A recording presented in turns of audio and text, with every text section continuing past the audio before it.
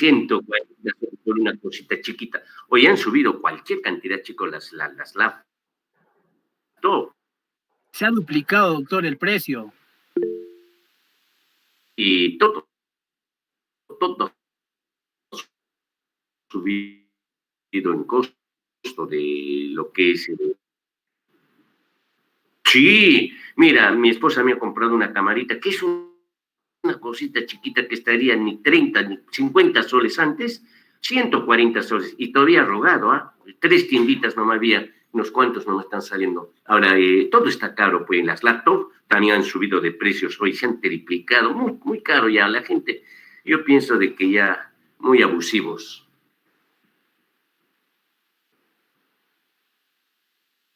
Muy abusivos. Ya habíamos terminado, vamos a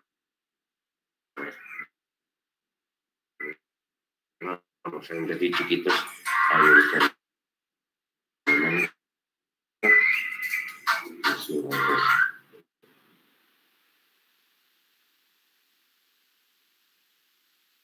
No, Rocío, te devuelvo la llamada. ¿Estoy en una conferencia? Sí, ya. Vamos a ver cómo nos va hoy día. Vamos a ver un poquito de esto porque voy a entrar un ratito. Ya. Voy a tener que entrar a mis laminillas. A ver,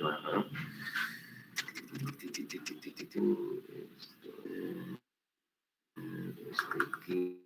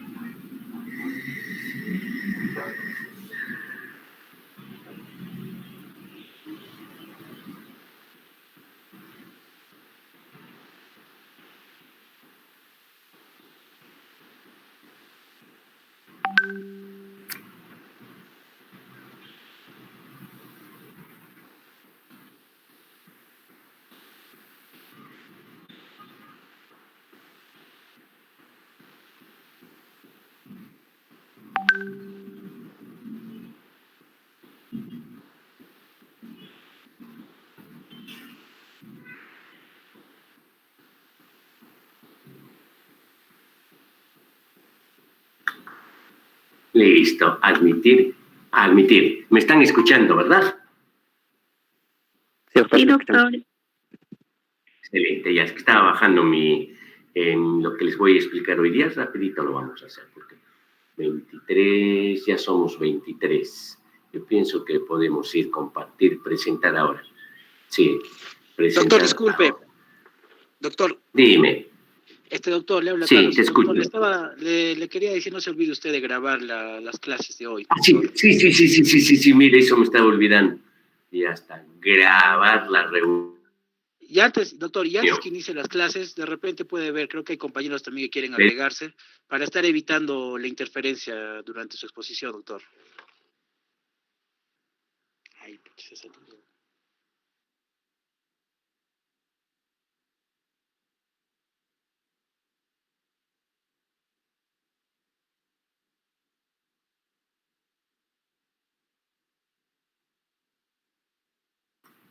Ya está, ahora sí me están escuchando. Sí, a ver. Grabar la reunión.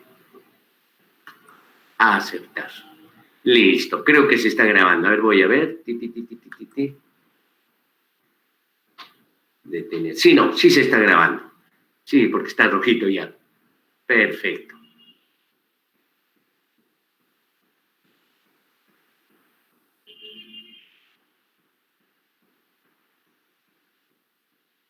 Dice, debido a un problema técnico, la siguiente persona que eliminará de la reunión, en cuanto empieces a grabar, Lisbeth Yupanqui firme, puede intentar a volver a unirse a la reunión. A ver, Lisbeth parece que no ha entrado, Lisbeth. A ver. Puede volverse a eliminar de la reunión, ¿no? Fija en la pantalla. La señorita Lisbeth, ¿ha logrado entrar?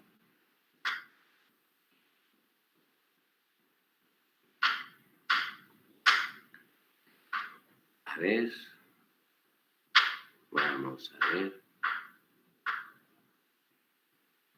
Muy bien. 24. Somos 24. Presentar ahora. Toda tu pantalla. Perfecto. Ya, compartir. Compartir. Estás presentando tu pantalla. Ajá. Ya está. ¿Están viendo el slide o no? Sí, doctor, se están haciendo. Ya está. Vamos a ver un repaso de los tejidos, ¿ya? De los tejidos. A ver. Muy bien. Nosotros tenemos el tejido conectivo laxo, que es la piel, tejido conectivo denso, que principalmente está dado por los ligamentos, un tejido adiposo, como ustedes están viendo, tenemos la sangre, ¿no? Aparte de eso tenemos un tejido óseo y un tejido cartilaginoso. Entonces, ¿qué es tejido? ¿Cómo puedo ver que ustedes me estén escuchando? A ver, voy a ver. Acá, completa, ya. Voy a ver si, ojalá que no se salga la reunión. Los tejidos son aquellos materiales constituidos por un conjunto organizado de células con sus respectivos organoides igual o unas pocas tipos de diferencias. Lo cierto que los tejidos son los que prácticamente nos hacen a nuestro organismo ciertas características, los cuales prácticamente tienen un comportamiento fisiológico coordinado y tienen un origen embrionario común. Este origen embrionario es muy importante, chicos, inclusive para el cáncer.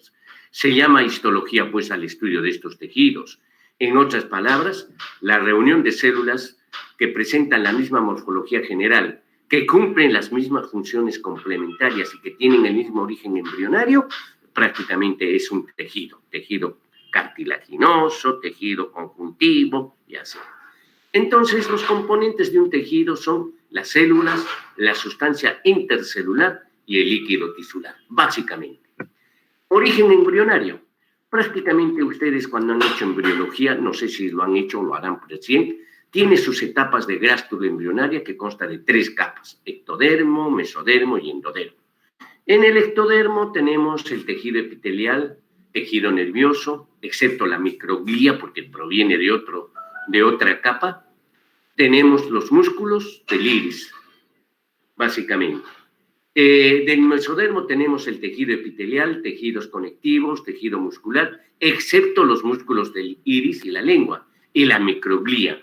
Y en el endodermo tenemos el tejido epitelial y músculos de la lengua, porque el músculo de la lengua tiene unas características muy peculiares. Tenemos nosotros la histogénesis, pues, del tejido epitelial. Ustedes ya en embriología esto lo han visto a nivel en una forma mucho más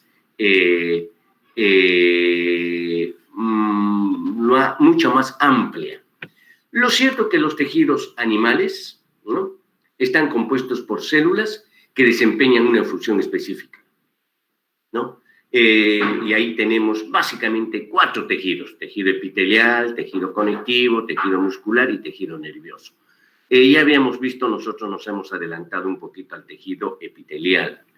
El tejido epitelial, como habíamos dicho, son células en las cuales protegen y regulan el movimiento de sustancias hacia adentro y hacia afuera del cuerpo. Y junto con el tejido conectivo laxo van a formar láminas contiguas llamadas membranas, que prácticamente van a cubrir, como dice, el cuerpo y revisten sus cavidades como la boca, el estómago y la vejiga.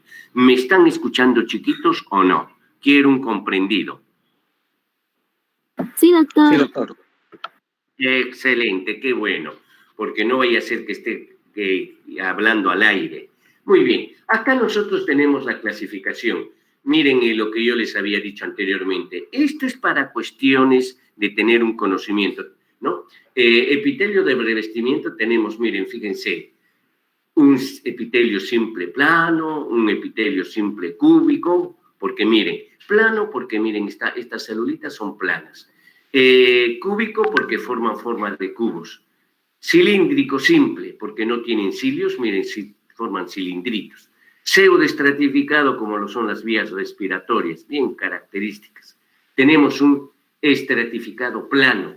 Miren ustedes, está estratificado porque está formado no solamente por una columna, sino varias. Algunos le llaman poliestratificado, otros le dicen estratificado. Pero formado por células, por este tipo de células planas. Conjunto de células cúbicas, sería estratificado cúbico. Estratificado cilíndrico, porque este es pseudoestratificado, quiero decir cilíndrico, pero de varias capas, como acá está viendo como varios cilindros. Este yo diría compuesto. Y tenemos unas células de transición a nivel de la vejiga, que es en el urotelio. Y ya les voy diciendo, adelantando, todo tumor que nosotros encontramos en la vejiga es cáncer hasta no demostrar todo lo contrario. ¿Ya? Muy bien. La estructura del tejido epitelial está adaptada a su función, ¿no? El epitelio que reviste los pulmones prácticamente consiste en células delgadas y aplanadas dispuestos en una sola capa. Me estoy refiriendo, pues, prácticamente a ese epitelio, a la pleura, ¿no? El epitelio que reviste la tráquea que conduce a los pulmones consiste en células alargadas, menudas con cilios, capaces de segregar moco. Sí, pues, porque justamente tiene que cumplir una función de secreción, tiene que cumplir una función de eliminar cuerpos extraños. Y el epitelio que reviste los túbulos de los órganos reproductores posee cilios que transportan las células sexuales a su destino. Y así, cada una de las células, prácticamente un tejido, tiene características muy peculiares que muchas veces se atrofian. Y hay algunas enfermedades que las inhiben o las sobredesarrollan. Muy bien. Otras características de los epitelios, estamos hablando otra vez, que las membranas van a crear barreras que resisten el movimiento de sustancia a través de ellas, ¿no? Como por ejemplo la piel, o permiten el paso de sustancias específicas como el intestino delgado. El intestino delgado deja pasar algunos componentes y no deja pasar otros componentes, ¿no? ¿Y cómo es la nutrición de estos tejidos epiteliales? Se nutren por difusión desde capilares que son embebidos en el tejido conectivo y que está debajo del epitelio. Prácticamente se nutren por un sistema de difusión que ustedes lo han hecho prácticamente como ósmosis, que ustedes lo han visto en fisiología. Y continuamente se pierde y repone por división celular mitótica la epidermis de la piel y se renueva unas 2 veces al mes. Doctor, pero mi piel antes tenía una mancha y ahora, ¿por qué no la tengo esa mancha? Esa es otra cosa. Lo que nosotros estamos viendo de la epidermis, que prácticamente se tiene que renovar a los tejidos que nosotros casi ni los pasamos desapercibidos. Algunos tejidos epiteliales también forman glándulas, como les había dicho anteriormente. Durante el desarrollo, estos tejidos epiteliales se pliegan hacia adentro. Sus células cambian de forma y función y forman glándulas. Y tenemos, que habíamos dicho anteriormente, las glándulas exocrinas y glándulas endocrinas. Las exocrinas, que permanecen conectados al epitelio por un conducto, por un ducto. Son las sudoríparas, las sebáceas, las salivales, las glándulas del estómago.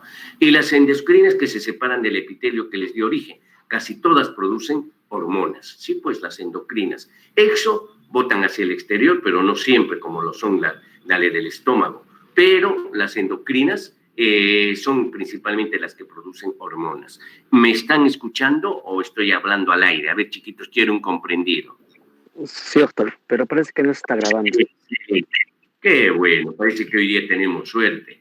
El tejido conectivo. Vamos a ver ahora un poquito a grandes rasgos el tejido conectivo, que sirve principalmente para sostener y unir otros tejidos. Nosotros en histología y en patología, ustedes van a ver que el tejido conectivo prácticamente es el estroma de la estructura de los tejidos, porque ahí es donde se sostiene. Tienen células redondeadas por grandes cantidades de sustancias extracelulares.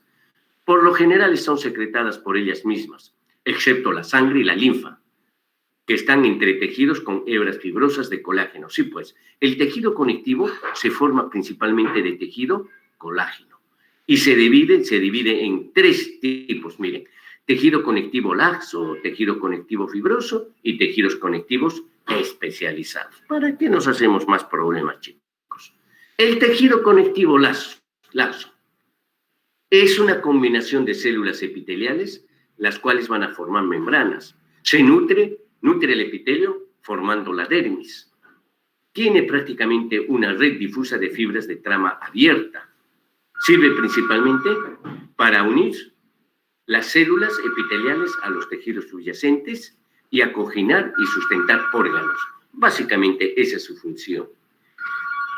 Luego tenemos el tejido conectivo fibroso, que es mucho más duro, es más consistente. Incluye a los tendones y a los ligamentos. Estos tendones y ligamentos, chicos, caramba, yo veo un elemento valiosísimo. Las fibras de colágeno ahí están empacadas densamente con una disposición paralela ordenada. Está diseñado, ¿no? Este diseño les da a los tendones y ligamentos la fortaleza necesaria para sus funciones. Signos de interrogación, pucha, que las funciones de estas son pues maravillosas. El tendón de Aquiles, carambas, no puede ser comparado con otra estructura tan maravillosa que tiene que soportar, pero chiquitito, pero poderoso. Luego tenemos tejidos conectivos especializados. Tienen estructuras variadas y aquí tenemos prácticamente al cartílago, al hueso y al tejido adiposo, cada uno con características muy peculiares. El cartílago es una forma flexible y elástica que consiste en células muy especializadas redondeadas que están formadas por una matriz, como dice acá, inanimada, gruesa, conformada por un tipo de colágeno, ¿no? Acá vamos a ver que los condrocitos son las células más importantes del cartílago. En el hueso se ha endurecido por un depósito de fosfato de calcio. Aquí cumple un papel muy importante la hidroxiapatita y se forma en círculos concéntricos alrededor de un canal central que contiene un vaso sanguíneo. Prácticamente este es un trabajo de una arquitectura e ingeniería, pero de muy alto nivel. Luego tenemos el tejido adiposo, el que almacena energía a largo plazo y sirve como aislante del frío. Sí, pues, el tejido adiposo, las mujeres son más resistentes al frío que los varones, porque tienen, y los gorditos también, los gorditos resisten más al tejido adiposo. Muy bien. ¿Me están escuchando, chiquitos, o no? Sí, doctor. Excelente. Miren, les hablo yo. Ustedes han visto en el tejido adiposo, bueno, en embriología, ¿no es cierto? Bueno, el tejido adiposo que nosotros tenemos es un tejido de ciertas características que nos aísla del frío. Y les voy a hacer un comentario al respecto. Normalmente hay 2 tipos de tejido adiposo, el tejido graso de 2 tipos, tejido graso blanco y tejido graso pardo. Cuando un recién nacido sale de la matriz, prácticamente se enfrenta a un ambiente totalmente llena de una serie de temperaturas y los niñitos que nacen tienen un poquito de tejido pardo, pero este tejido pardo se pierde con el transcurrir del tiempo, a los pocos meses ya se pierde. Y este tejido pardo, que es un tejido graso, lo tienen, por ejemplo, los osos polares, los animales que viven en los árticos, como los pingüinos. ¿Por qué? Porque este tejido pardo te aísla mejor del frío, ¿no? Entonces, ¿qué es lo que pasa?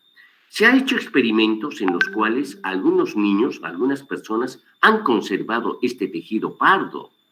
Y cualquiera puede decir, oye, qué interesante, entonces han sido mejor resistentes al frío. No, ese tejido pardo es susceptible de volverse en un cáncer. Prácticamente un cáncer a nivel del tejido graso, ¿no? Porque hay cánceres que son propios del tejido graso, ¿no? Como vamos a ver, lo van a ver ustedes en el curso de patología. Entonces hay cánceres que son pues de producto de que no se ha destruido, no se ha eliminado por apoptosis el tejido graso pardo. Muy bien. Tenemos otros tejidos conectivos especializados. Un ratito, chicos.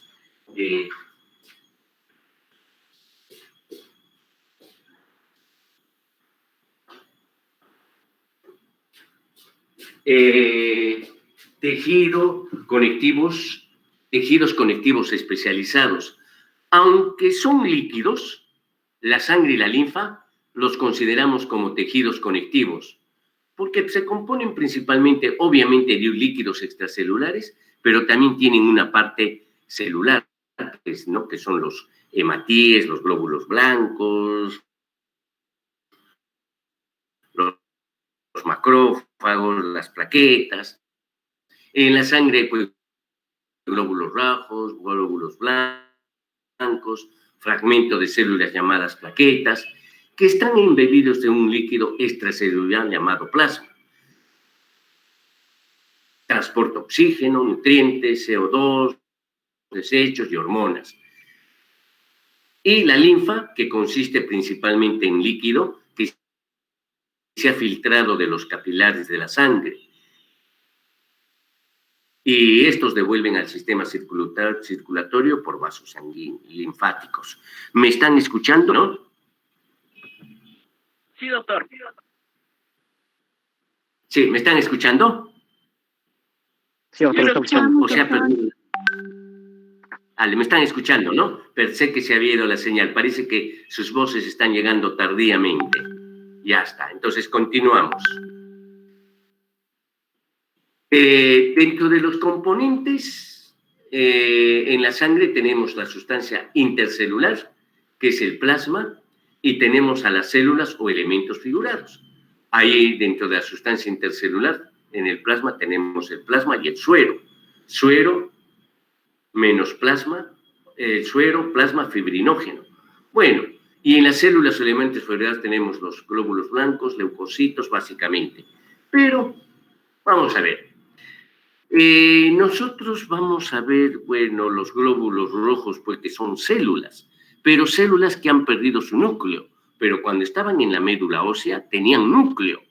Se forman a partir de las células madres, que son las células stem cell, y tienen un tiempo de vida de 120 días, y luego su componente entra en un proceso de oxidación, y son destruidas.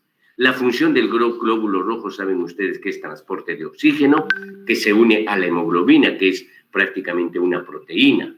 No es una proteína, sino que tiene elementos proteínicos con el grupo hemo, que está formado, aparte de eso, por otros. Oxi es una oxihemoglobina.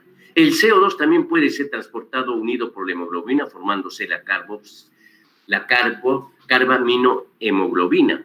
Esto pues les da unas características a estas células que son bicóncavas, en las cuales es una ingeniería de alto alcance. Muy bien.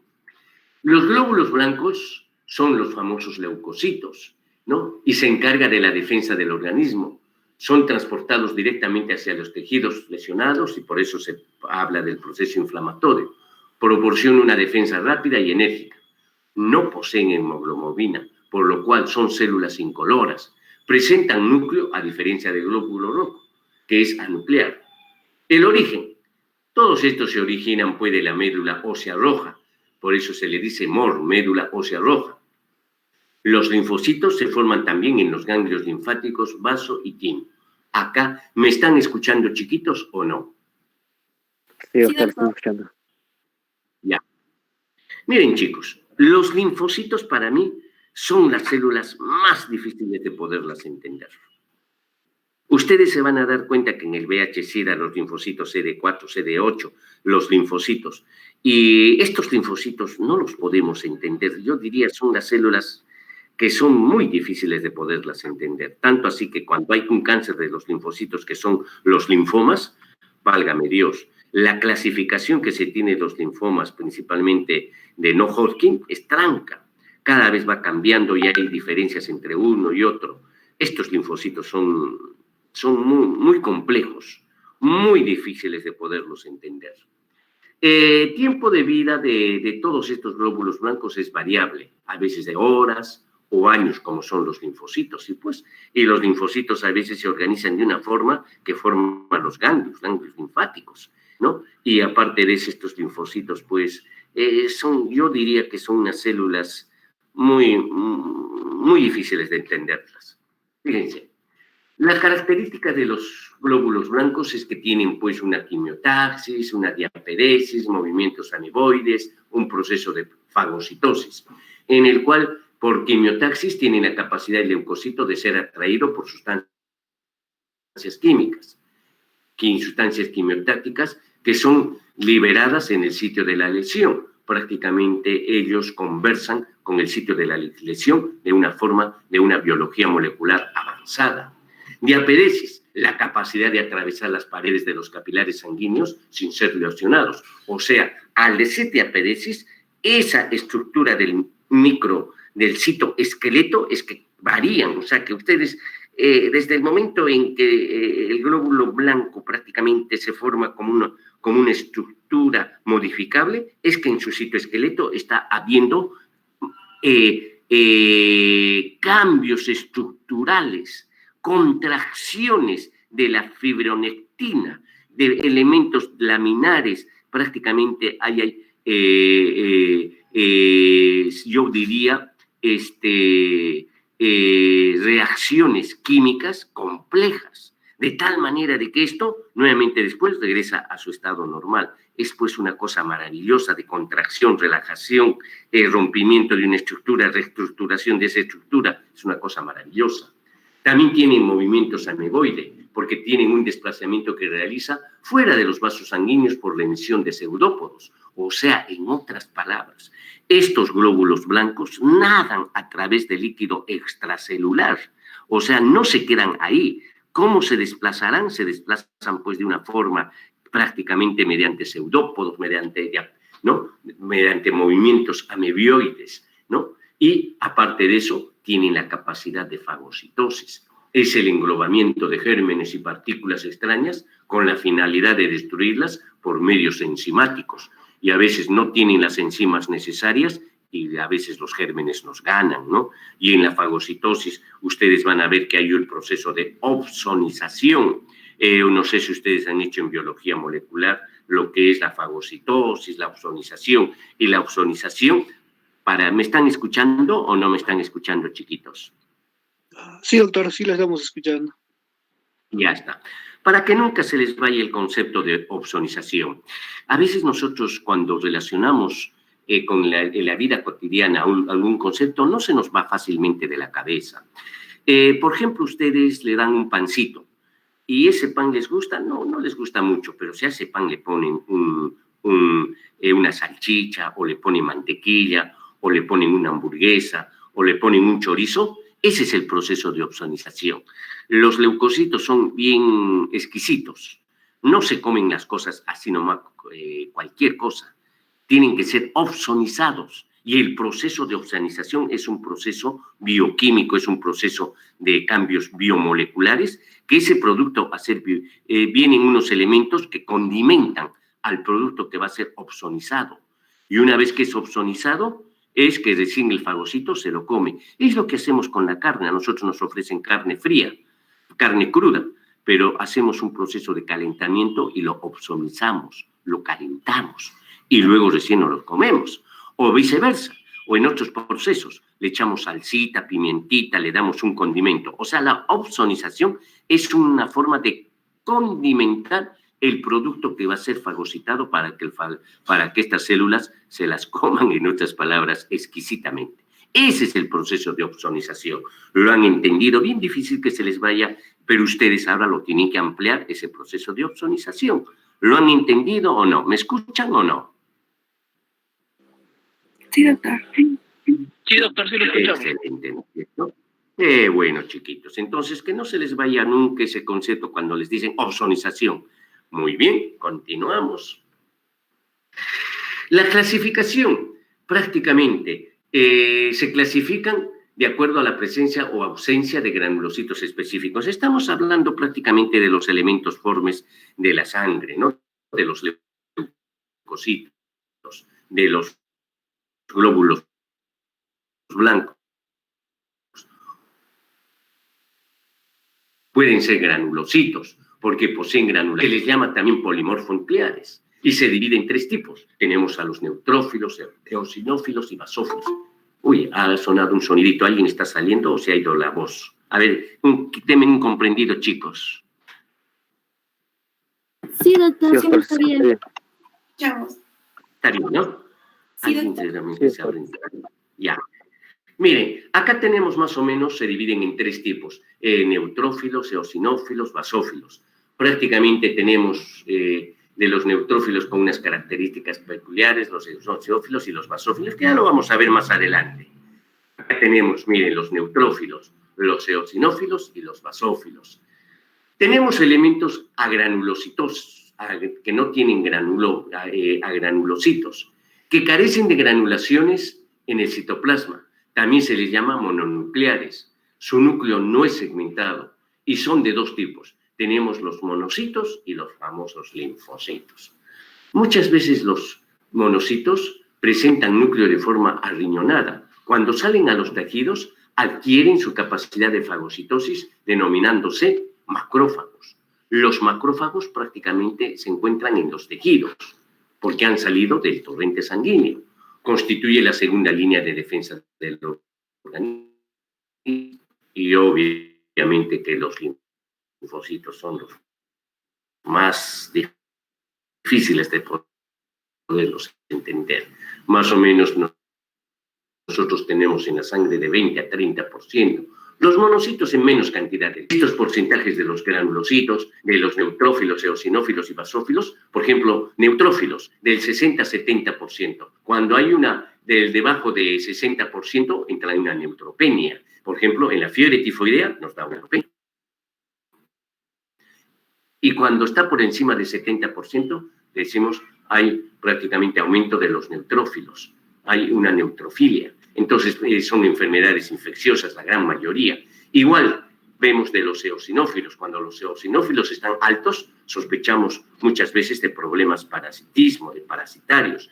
Igual los basófilos, cuando están elevados, pensamos en una serie de enfermedades, que ya lo vamos a ver poco a poco, chiquitos. Los linfocitos prácticamente son células esféricas o discretamente, ¿no? Donde prácticamente tenemos tres tipos de linfocitos. Y hay otros inclusive, pero los más importantes son los linfocitos T, los linfocitos B y los linfocitos NK, que son natural killer, que son de muerte natural. Se encargan estos de destruir las células tumorales en crecimiento. Pucha, cómo quisiéramos tener estos natural killer de una forma que nos puedan librar de los cánceres, pero no tienen esa capacidad, pues. Tenemos los linfocitos T, que hablando en líneas generales, proporcionan la inmunidad celular, y los linfocitos B, que proporcionan inmunidad humoral por medio de la producción de anticuerpos. He estado yo viendo en lo que ha hecho el doctor Lajo en el sílabus, de hablarles un poquito de inmunidad humoral y inmunidad celular. Yo no quiero abocarlo mucho en eso, porque ustedes esto lo han visto en biología molecular, y nos vamos a dar tiempo al final, si es que nos sobra tiempo para ver esto de inmunidad, porque ustedes van a llevar un curso de inmunología, van a verlo en reumatología, lo van a ver en medicina interna y lo van a repetir a repetición, esto de inmunidad, ¿ya? Muy bien. Acá tenemos nosotros la célula madre sanguínea, células madres mieloides, células madres linfoides, los linfoblastos, linfocitos B, linfocitos T. Y miren cada una de las características. Esta célula madre tiene un papel muy importante, chicos. Esta célula madre prácticamente cumple un papel muy importante. Vamos a ampliar mediante sus prácticas qué es la célula madre. Muy difícil de poderla entender, y yo les voy adelantando de que hay posiblemente la solución para los cánceres. La célula madre. Y muchas veces se hace lo que es la criogenia. ¿En qué consiste eso? En que hay personas de que su cordón umbilical cuando nacen lo ponen en unos bancos que te cobran anualmente una cantidad fuerte de dinero, de tal manera que te conservan tu cordón umbilical, y es en algún momento una leucemia, de ahí saque células que pueden curarle esa leucemia o algún tipo de cáncer. Fíjense lo maravilloso que son las células madre. ¿Me están escuchando o no, chiquitos? Sí, doctor, estamos escuchando. Qué bueno que me estén escuchando. Me satisface, parece que hoy día Dios nos ha visto con ojos de piedad.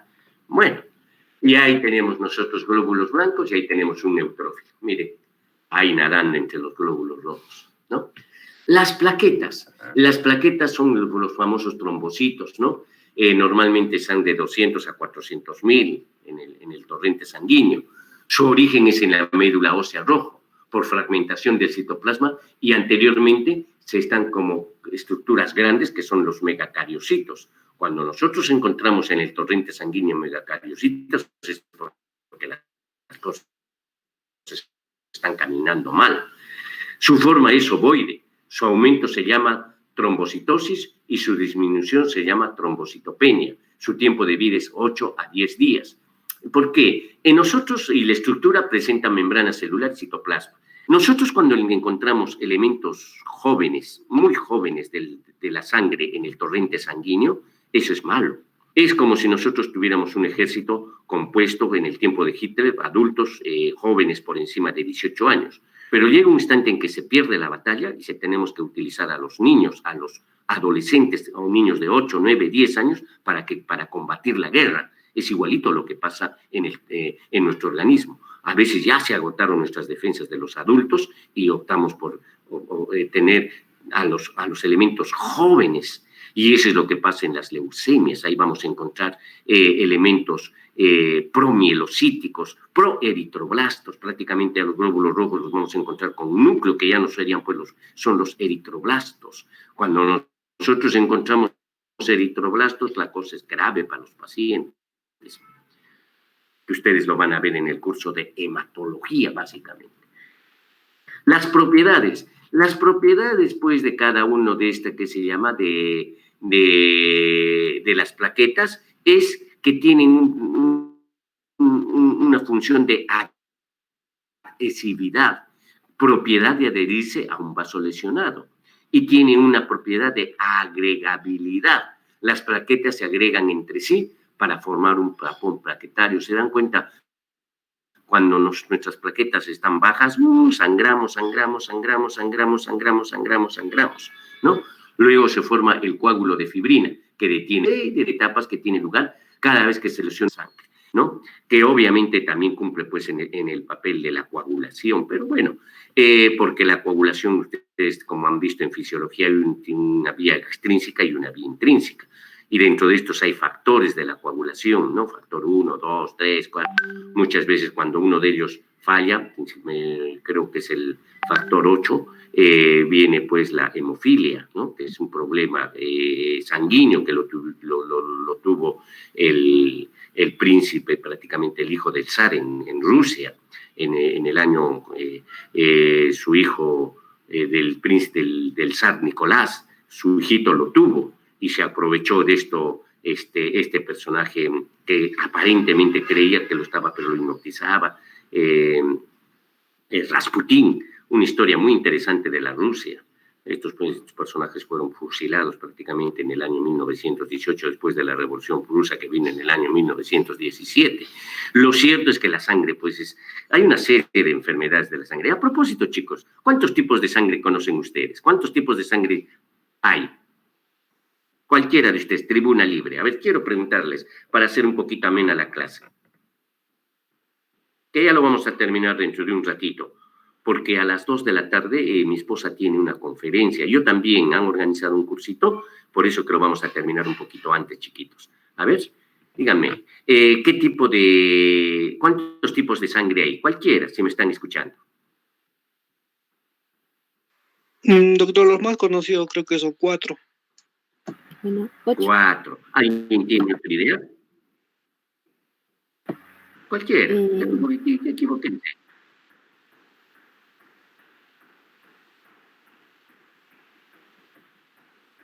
Son 4, doctor. Sí. 4 tipos. ¿Cuáles son esos 4 tipos de sangre? el A, el B, el AB y el O, o cero. Qué interesante, ¿no? Justamente, chicos, ustedes están en proceso de... 8, ahí está, alguien dijo 8. A ver, de ese que ha dicho 8, ¿cuáles son? Doctor, es A positivo, A negativo, B positivo, B negativo, AB positivo, AB negativo, O positivo y O negativo.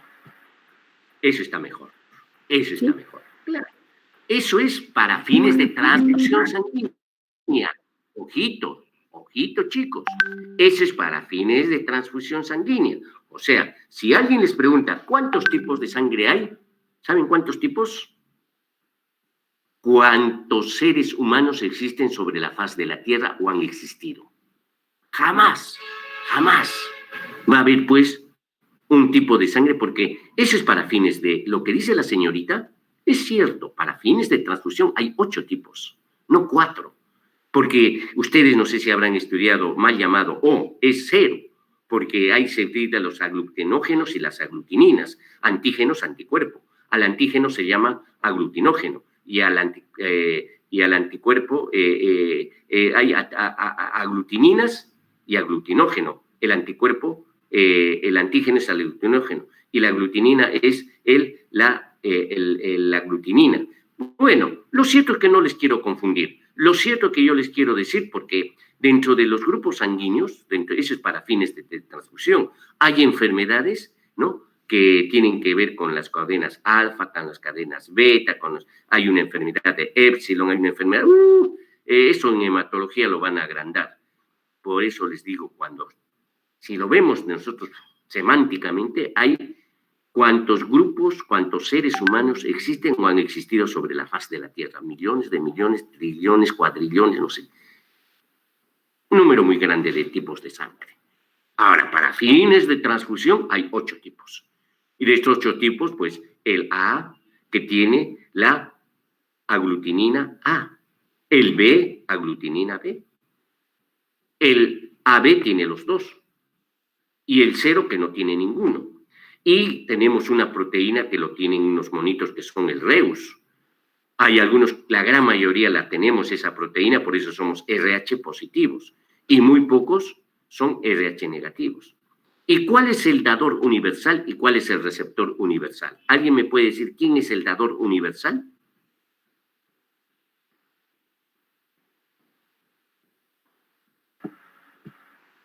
El dador universal sería el O negativo. ¿El? Y el que puede donar, sí, es el que O puede negativo. donar a todos los grupos, el dador universal. Y el que puede recibir es el AB positivo. Hay un donador universal y hay un receptor universal. ¿Cuál sería el donador universal? El que puede dar a todos los grupos. El que da a todos, doctor, es el AB y el que recibe es el O. No es el que... Al revés, doctor, al revés. Miren, chiquito. Sí, al revés. Les voy a aclarar un poquitito. Es que esto me hubiera gustado hacerle una pizarra. El grupo O es el más limpio. O sea, no tiene ni el A ni el B. Entonces tú puedes dar. Y dentro de esos, ¿cuál es el mejor dador universal? ¿El positivo o el negativo? El negativo. Porque el negativo, un positivo puede recibir del negativo, pero un negativo no puede recibir de un positivo porque le estás contaminando con las proteínas. Por lo tanto, vas a formar anticuerpos y esa hemoglobina, esa sangre se va a hemolizar, se va a coagular. Entonces, ¿qué es lo que pasa? El dador universal es el ORH negativo porque es la sangre más limpiecita. Y el receptor universal que puede soportar cualquiera es el ABRH positivo. ¿Lo han entendido o no?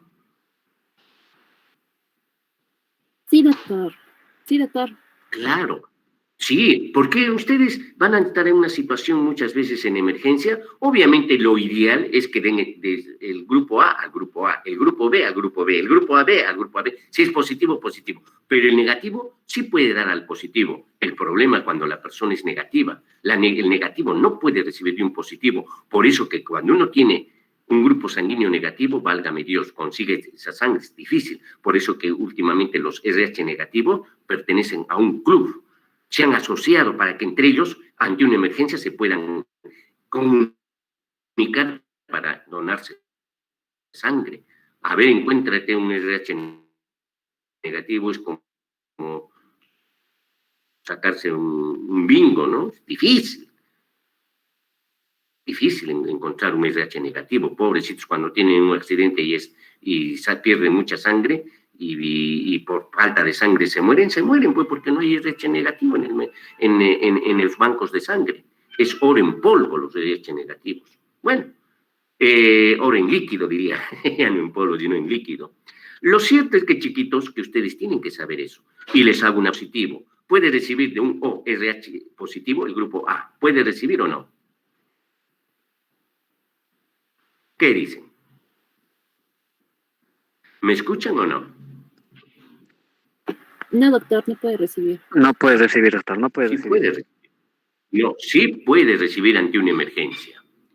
¿Por qué? Porque el A le está dando, pues, ya se le está pasando las proteínas. Y como el O0 no tiene nada, sí puede recibir ante una emergencia. Ustedes van a hacer su serum y de repente van a tener que hacer una transfusión porque mientras lo llevan el paciente ya se murió, necesitan sangre. Un A, RH positivo, sí puede recibir quizás un poquito de sangre, quizás medio litrito nada más, o quizás un poco menos, pero sí puede recibir. Sí puede recibir.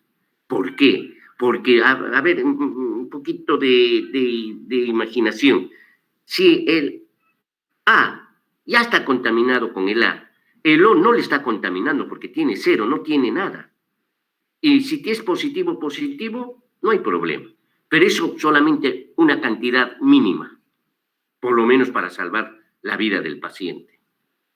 Ahora, si es un ARH negativo, no puede recibir de un ORH positivo, porque ya le está pasando las proteínas RH y la cosa no va a caminar. ¿Se han dado cuenta, chicos, o no? Por eso que el AB, RH positivo, puede recibir de cualquiera, positivo o negativo, puede recibir de los otros 7 grupos, todo. A ver, hagan en las prácticas vamos a hacer esto, chiquitos, no se preocupen, ¿ya? Lo vamos a ampliar un poquitito porque ustedes de repente se van a enfrentar a una situación de emergencia, ¿ok? ¿Sí? Listo. ¿Me están escuchando o no me están escuchando? Sí, doctor. Sí, doctor, Sí, la sí, estamos. Qué bueno, ¿ya ven? Miren, tan necesarias son a veces las clases presenciales, las extraño. Luego tenemos al famoso tejido muscular. A ver. ¿Qué horas son? 13. Seguimos todavía. El tejido muscular está formado por largas y delgadas células que se contraen cuando reciben un estímulo y luego se relajan pasivamente. Y dentro de los tipos de tejido muscular tenemos el esquelético, el cardíaco y el liso. Y acá en histología el tejido muscular muchas veces cambia de nombre. Ya un poquito se complica la cosa. El músculo esquelético generalmente está bajo control voluntario o consciente y su función pues, es mover el esqueleto. Obviamente que hay músculos que no los podemos, son involuntarios, como el músculo cardíaco. Está únicamente en el corazón, actúa espontáneamente. Este músculo cardíaco, fíjense chicos, están toda la vida. Yo nací con estas fibras cardíacas y ya las tengo 63 años funcionando. Ustedes ya lo tienen más de 20 años funcionando, a no ser que alguien haya menor de 20 años. Creo que ustedes tienen entre 17. ¿En qué edad más o menos están ustedes, chiquitos? Entre los 18 y 19, creo, ¿no? O no, algunos creo que todavía no llegan a los 20, creo. No sé, bueno. Lo cierto es que miren, personas que pasan los 80 años y su músculo cardíaco sigue funcionando. O sea, que es un músculo... Igual, el músculo esquelético no se cambia. El músculo esquelético no entra al ciclo. ¿Ya ve? Entonces, prácticamente, el músculo cardíaco está únicamente en el corazón, actúa espontáneamente. Sus células están conectadas por uniones abiertas por donde las señales eléctricas se difunden rápidamente, ¿no? A través del haz de His, bueno. Y luego tenemos el músculo liso. que no tiene la disposición ordenada de filamentos gruesos y delgados, como del cardíaco y esquelético. Prácticamente está embebido en el tracto digestivo, el útero está formado por tejido liso, la vejiga y los vasos sanguíneos grandes también tienen músculo liso, ¿no? Produce contracciones lentas y sostenidas que normalmente son involuntarias, ¿no? Este tejido liso, a nivel de los vasos, cumple un problema de vasoconstricción o vasodilatación. Un aspecto tan bonito, tan... Ahora, el tejido nervioso, este es un tejido ya más bien maravilloso, chicos. Compone el cerebro, la médula espinal y los nervios que corren desde ellos a todas las partes del cuerpo, donde el potencial de acción acá se explica pues de forma maravillosa. Permite percibir y responder a los estímulos del medio. Se compone de las neuronas y las células gliales, ¿no? Y así, muy bien, acá tenemos una neuronita, ¿no? Se especializan en la generación de señales eléctricas y su conducción a otras neuronas, a músculos o a glándulas. Tienen dendritas y tienen axones. Las dendritas que reciben señales de otras neuronas o del entorno externo. Y el cuerpo celular, ¿no? Que organiza el mantenimiento y reparación de la célula. El axón que conduce la señal eléctrica a la célula blanca. Y las terminales sinápticas que transmiten la señal a la célula blanca.